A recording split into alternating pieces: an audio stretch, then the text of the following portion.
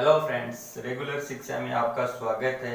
आज हम class 10th की गणित की सेकंड यूनिट नंबर सिस्टम शुरू करेंगे, जिसमें एक एक्सरसाइज है जिसका नाम है रियल नंबर, वास्तविक संख्याएं। तो पहले हम जान लेते हैं कि वास्तविक संख्याएं क्या होती है।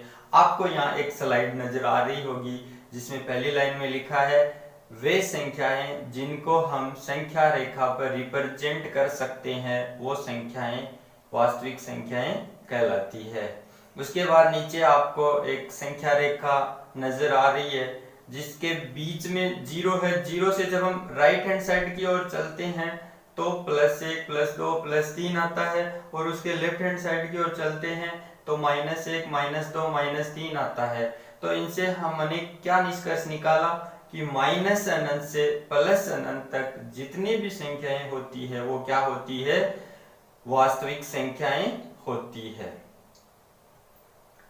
उसके बाद इसको हम सिंबल R से रिप्रेजेंट करते हैं, जनरली करते हैं, क्योंकि रियल नंबर्स का पहला जो लेटर है वो R है, इसलिए सुविधा के लिए हम इसको R से रिप्रेजेंट करते हैं। अगर हम चाहे तो इसे किसी और लेटर से भी रिप्रेजेंट कर सकते हैं। अब हम देख लेते हैं कि इसके अंदर कौन कौन सी संख्याएं शामिल होती है।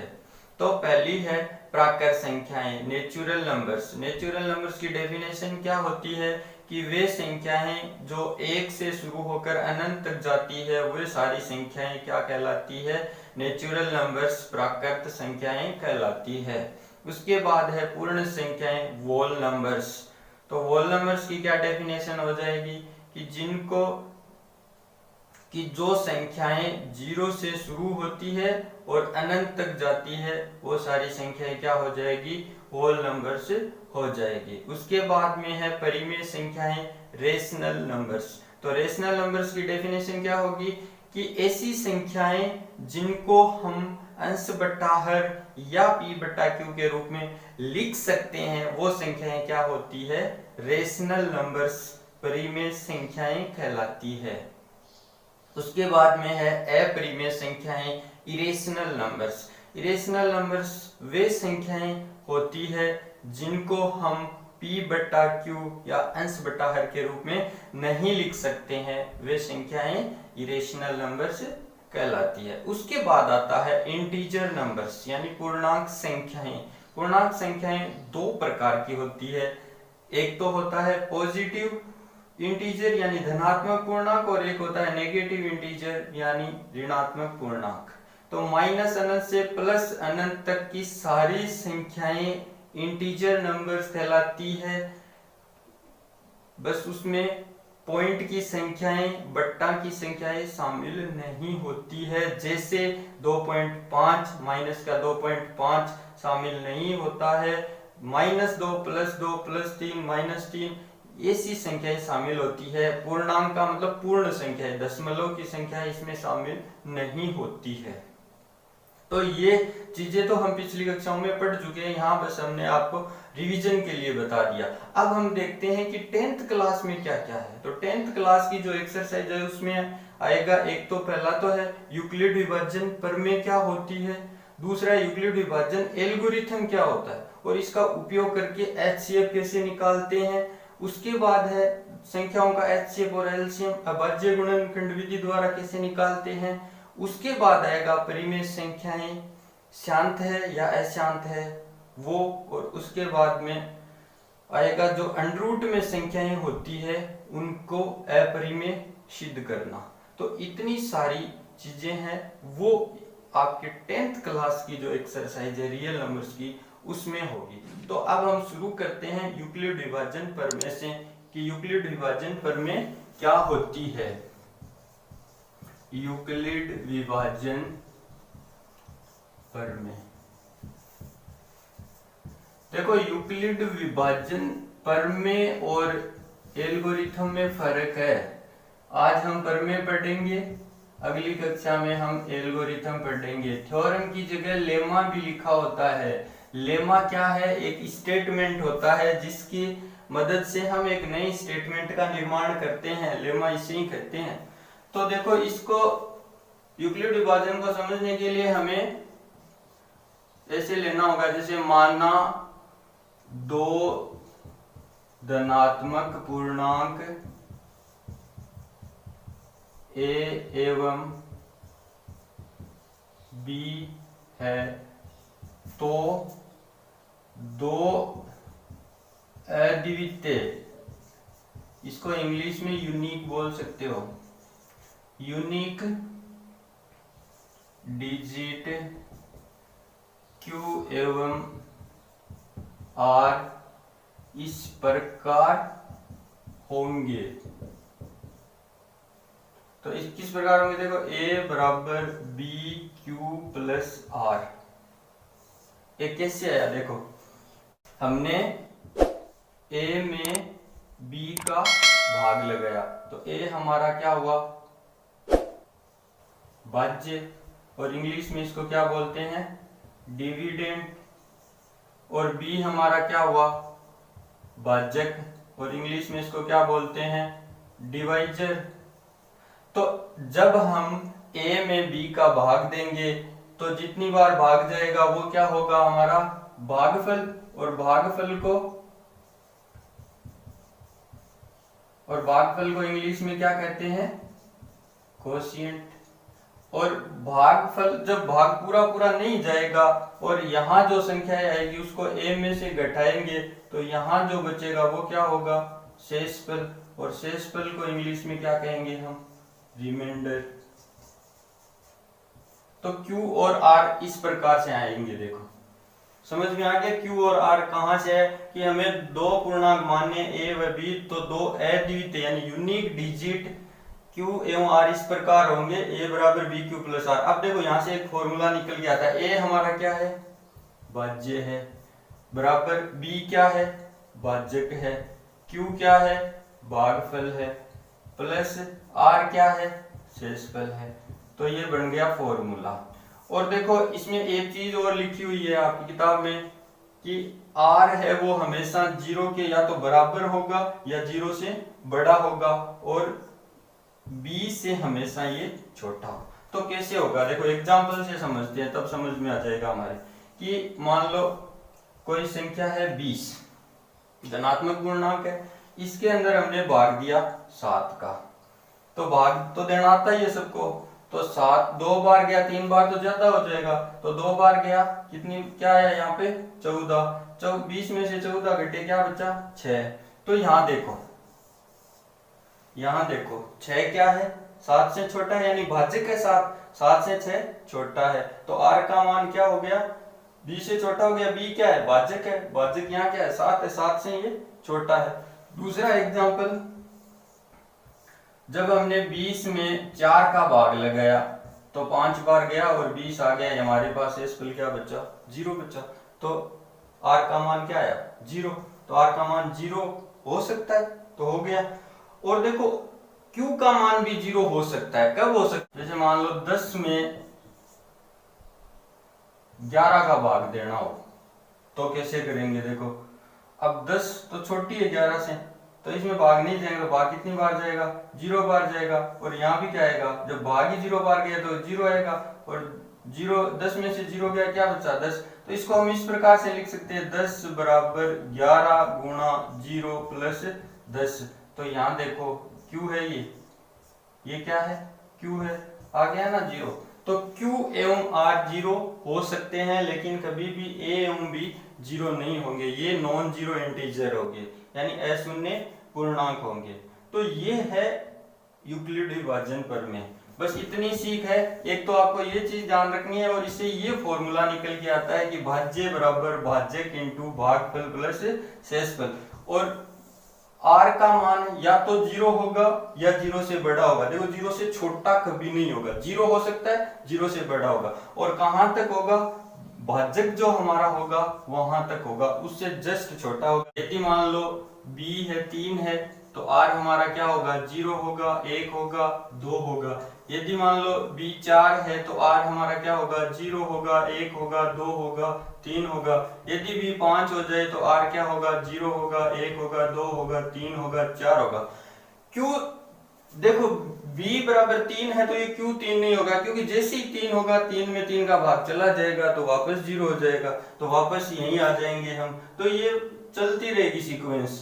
तो अब बस आपको इतना ध्यान रखना है कि r का मान है वो भाजक से कभी भी बड़ा नहीं हो सकता, ना ही उसके बराबर होगा, उससे हमेशा छोटा होगा, और 0 के बराबर हो सकता है और 0 से बड़ा होगा।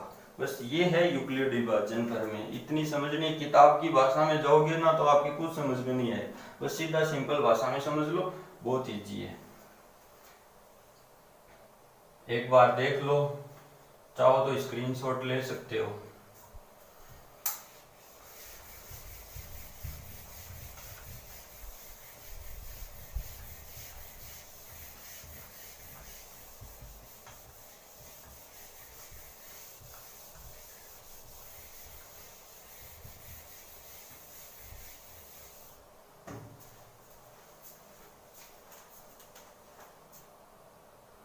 अब हम इसको एग्जाम्पल से समझते हैं।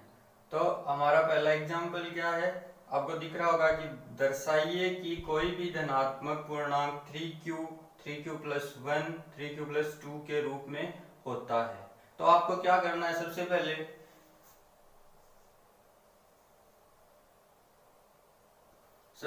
आपको ऐसे लिखना है एग्जाम्पल नंबर 1 और नीचे लिखना है सॉल्यूशन या हल। फिर आपको लिखना है मानना ए कोई धनात्मक पूर्णांक है। धनात्मक पूर्णांक का मतलब क्या है, समझ गए आप, कि जो संख्या 0 से बड़ी होगी वो धनात्मक पूर्णांक कहलाएगी। तो ए कोई धनात्मक पूर्णांक है तथा b बराबर 3 है, तो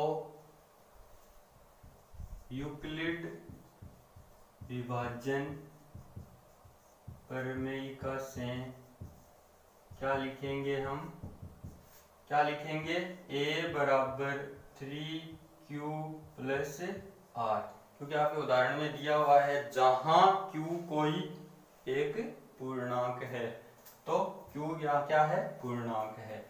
और हम ये जानते हैं कि r का मान है वो 0 के या तो बराबर होगा या बड़ा होगा, और r का मान छोटा होगा किससे, 3 से। हमारा b की जगह क्या है, 3 है, और 3 क्या है, भाजक है, तो भाजक से शेषफल हमेशा छोटा होगा। तो r का मान क्या क्या हो सकता है, 0 हो सकता है, 1 हो सकता है, 2 हो सकता है, इससे ज्यादा नहीं होगा। इसके बाद हम इसको समीकरण नंबर 1 दे देते हैं। जब समीकरण 1 में मान रखेंगे r का, समीकरण 1 में r का मान रखने पर क्या आएगा, a बराबर 3q प्लस 0 रखेंगे। तो 0 का क्या मतलब हुआ, 0 किसी भी संख्या में 0 जोड़ते हैं तो वही संख्या वापिस आती है, तो a बराबर क्या आ गया हमारा, 3q। इसको हम क्या कहेंगे, समीकरण नंबर 2। फिर हम समीकरण 1 में r का कौन सा मान रखेंगे, दूसरा रखेंगे, दूसरा मान क्या है, 1 है, तो हमारे पास क्या आ गया, 3q प्लस 1। इसको समीकरण नंबर कितनी दे देंगे, 3 दे देंगे।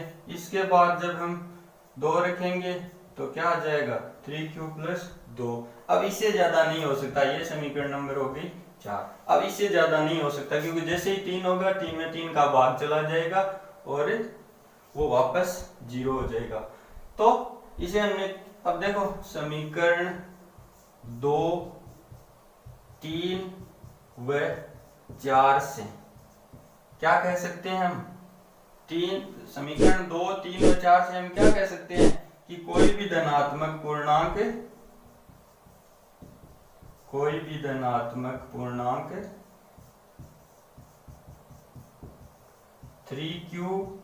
3q प्लस 1 3q प्लस 2 के रूप में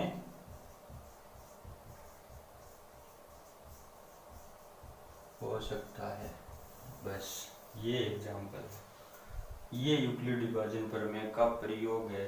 ऐसे प्रयोग करना आपको, जब भी आपको कह देना सवाल में कि यूक्लिड विभाजन प्रमेय का प्रयोग करके बताइए, तो आपको ये चीज लिखनी है, क्योंकि आपको हमेशा ध्यान में रखना है जब भी यूक्लिड विभाजन का नाम आए आपके ये चीज माइंड में आनी चाहिए, a बराबर बी क्यू प्लस आर। यानी इसको ऐसे भी याद रखना आपको, भाज्य बराबर भाजक इंटू भागफल प्लस शेषफल, ये चीज ध्यान में रखनी है। एग्जाम में आएगा तो आप इसी तरह से करोगे ना तो आपके पूरे में पूरे नंबर आएंगे, और यदि इसका प्रयोग नहीं करोगे तो फिर आपके नंबर नहीं आएंगे। एग्जाम्पल नंबर 2 क्या है, दिख रहा है आपको, पढ़िए कि बताइए कि कोई भी धनात्मक सम पूर्णांक 2q तथा विषम पूर्णांक 2q प्लस 1 के रूप में होता है। तो अब इसको कैसे करेंगे, वही तरीका, बस आपको यहाँ सॉल्यूशन लिखना है और हिंदी में लिखो तो हल लिखना है। और क्या करना है, माना a कोई धनात्मक पूर्णांक है तथा b बराबर क्या है, अब 2 है, और q क्या है, कोई पूर्णांक है। q क्या है, पूर्णांक है। वो उदाहरण में दिया गया है कि जहां q कोई पूर्णांक है। तो b बराबर 2, तो यूक्लिड विभाजन प्रमेय से क्या आ जाएगा, a बराबर 2q प्लस यहाँ क्या आता है, r आता है, और r क्या होगा यहाँ पे, 0 के या तो बराबर होगा या 0 से बड़ा होगा और 2 से छोटा होगा। यानी r का मान क्या होगा, या तो 0 होगा या 1 होगा। इसको समीकरण नंबर 1 दे देते हैं, और समीकरण 1 में r का मान रखने पर क्या आएगा, देखो a बराबर 2q प्लस 0, यानी क्या आ गया 2q, और a बराबर यदि हम r का मान 1 रखेंगे तो ये आ जाएगा। लेकिन ये तो जनरल बात है, पर इसमें तो ये पूछा गया है कि आपको बताना है कि 2q हमेशा सम पूर्णांक होगा और 2q प्लस 1 है वो हमेशा विषम पूर्णांक होगा। देखो पूर्णांक है ना, वो या तो सम होते हैं या विषम होते हैं, दो ही होते हैं। देखो 2 3 4, तो 2 क्या है सम, 3 क्या है विषम, 4 क्या है सम, 5 क्या है विषम। तो एक सम होगा तो दूसरा विषम होगा। जैसे मान लो इसने कहा कि 2q है वो सम है और 2q प्लस 1 है वो विषम है, और जहां q क्या है, कोई पूर्णांक है, यानी q का मान क्या हो सकता है, 1 हो सकता है, 2 हो सकता है, 3 हो सकता है, 4 हो सकता है। यदि हम ये सारे मान यहाँ पुट करें तो हमारे पास क्या आएगा, 2 इंटू 1 क्या हो गया, 2 हो गया। यदि हम 2 रखेंगे तो क्या हो गया, 4 हो गया। यदि 3 रखेंगे तो क्या हो गया, 6 हो गया। इसी प्रकार यदि यहाँ रखेंगे तो 1 रखा तो क्या आया, 3 आया। यदि हमने 2 रखा तो क्या आया, 5 आया। यदि हमने 3 रखा तो क्या आया, 7 आया। तो यहाँ जो संख्याएं आ रही है वो सारी क्या है, 2 4 6 क्या है, सम पूर्णांक है, और 3 5 7 ये सारी क्या है, विषम पूर्णांक है। तो हमें यहाँ क्या लिखना है कि यदि संख्या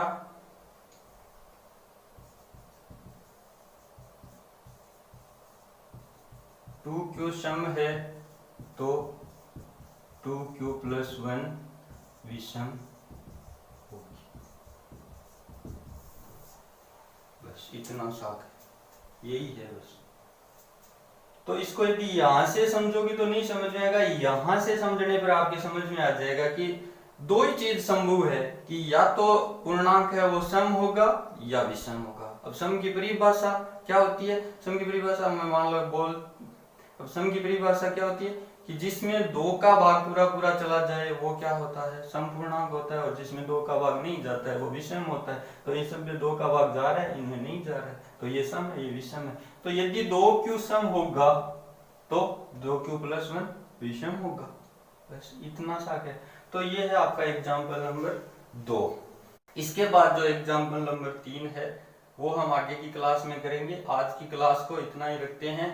और अगर आपने अब तक हमारे चैनल रेगुलर शिक्षा को सब्सक्राइब नहीं किया है तो प्लीज सब्सक्राइब कर लेवे और अपने दोस्तों के साथ भी शेयर कीजिए और बेल आइकन दबा दीजिए, जिससे कि आपको आने वाले हर वीडियो की अपडेट मिलती रहे और आप हमसे जुड़े रहे और अपनी तैयारी को बूस्ट कीजिए। मिलते हैं अगले वीडियो में, तब तक के लिए बाय बाय। जय हिंद, जय भारत।